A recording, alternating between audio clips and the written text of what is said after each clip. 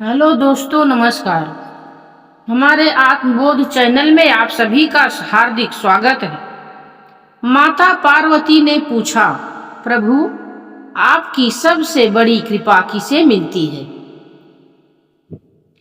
आज हम सुनेंगे भगवान शिव और माता पार्वती की एक ऐसी दुर्लभ कथा जो बताती है कि भोलेनाथ की सबसे बड़ी कृपा आखिर किसे प्राप्त होती है। एक दिन कैलाश पर्वत पर शांत वातावरण था। मंद मंद हिम वर्षा हो रही थी।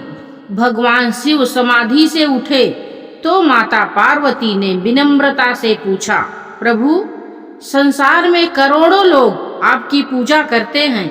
कोई दूध चढ़ाता है, कोई सोना चढ़ाता है, कोई घंटों जप करता है, लेकिन आपकी सच्ची कृपा किसे मिलती है? भोलेनाथ मुस्कुराए और बोले, देवी, इसका उत्तर शब्दों से नहीं, एक घटना से दूंगा। दोनों साधारण मनुष्य का रूप धारण करके पृथ्वी पर आ गए। एक गांव के बाहर रास्ते में उन्होंने एक भारी पत्थर रख दिया और थोड़ी दूरी पर बैठकर देखने लगे। सुबह से शाम हो गई। अनेक लोग वहां से गुजरे। एक धनवान व्यापारी आया। वह ठोकर खाकर गिर पड़ा। उठते ही पत्थर को कोसने लगा और चला गया। एक पंडित आए। उन्होंने शिव का नाम लिया, लेकिन पत्थर हटाने के बजाय दूसरा रास्ता पकड़ लिया। कुछ देर बाद एक गरीब ग्वाला आया। उसने देखा कि यदि पत्थर यहीं रहा तो और लोग भी गिरेंगे। उसने पूरी शक्ति लगाकर पत्थर हटाया।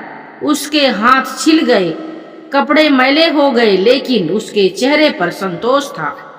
जैसे ही पत्थर हटाया, उसके नीचे एक छोटी पोटली मिली। उसमें कुछ स्वर्ण मुद्राएं थी और एक पर्ची रखी थी। पर्ची पर लिखा था, यह धन उसी का है जिसने अपने लाभ से पहले दूसरों का मार्ग आसान बनाया। इतना पढ़ते ही भगवान शिव और माता पार्वती अपने दिव्य रूप में प्रकट हो गए।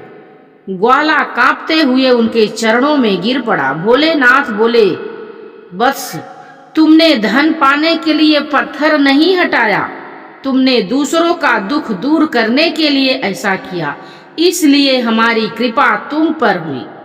माता पार्वती मुस्कुराई और बोली, प्रभु, अब मुझे समझ आ गया कि आपकी कृपा पूजा की थाली से पहले मन की पवित्रता पर उतरती है।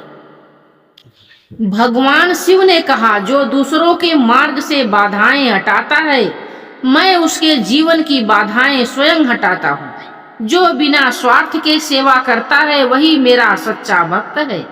उस दिन से यह संदेश चारों दिशाओं में फैल गया कि शिव की कृपा पाने के लिए केवल मंदिर जाना ही पर्याप्त नहीं, बल्कि किसी के जीवन में प्रकाश बनना भी आवश्यक है। भोलेनाथ को प्रसन्न करने का सबसे सरल मार्ग है निष्काम सेवा, करुणा, विनम्रता और सच्चा हृदय। जहाँ ये गुण होते हैं, वहीं शिव कृपा अपने आप बरसती है।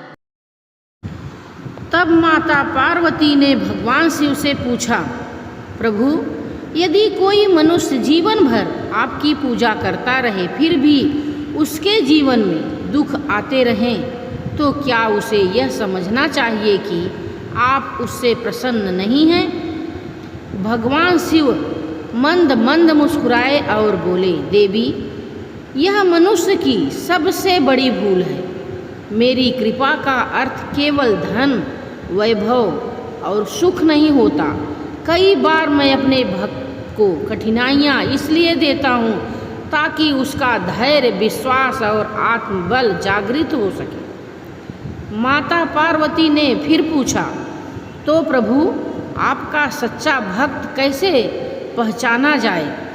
महादेव बोले, जिसका विश्वास परिस्थितियों के साथ नहीं बदलता, वही मेरा सच्चा भक्त है। जो सुख में मुझे याद करे और दुख में भी मेरा हाथ ना छोड़े, वही मेरे हृदय के सबसे निकट होता है। इतने में कैलाश पर एक दिव्य प्रकाश प्रकट हुआ। भगवान शिव ने अपनी दिव्य दृष्टि से माता पार्वती को पृथ्वी का एक दृश्य दिखाया। एक निर्धन वृद्धा प्रतिदिन जंगल से सूखी लकड़ियां लाता, उन्हें बेचकर जो थोड़ा बहुत धन मिलता उससे अपना जीवन चलाता। फिर भी वह प्रतिदिन शिवलिंग पर केवल एक लोटा जल चढ़ाया करता और कहता, हे भोलेनाथ, मेरे पास देने को कुछ नहीं, बस मेरा विश्वास स्वीकार कर लीजिए। एक दिन वह बीमार पड़ गया, कई दिनों तक मंदिर नहीं जा सका। वह अपने घर में बैठा रोता रहा, बोला, प्रभु, आज मैं आपके दर्शन भी नहीं कर पा रहा हूँ। उसी रात भगवान शिव ने उसके स्वप्न में आकर बोले कि तुम मंदिर नहीं आ सकते, इसलिए मैं स्वयं तुम्हारे घर आ गया। तुम्हारा एक लोटा जल मेरे लिए गंगा जल से भी अधिक पवित्र है, क्योंकि उसमें निष्कपट प्रेम मिला हुआ है। यह सुनकर माता पार्वती की आंखें भर आई। उन्होंने भगवान शिव से कहा, प्रभु, अब मैं समझ गई कि आप वस्तुओं से नहीं, भावनाओं से प्रसन्न होते हैं। यदि यह मेरा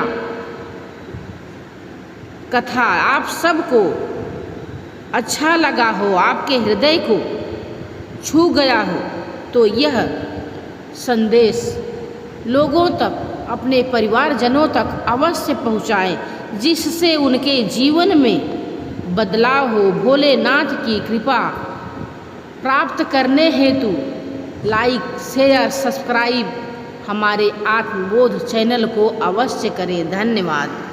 आज के लिए बस इतना ही। मिलते हैं फिर हम दूसरी वीडियो के साथ।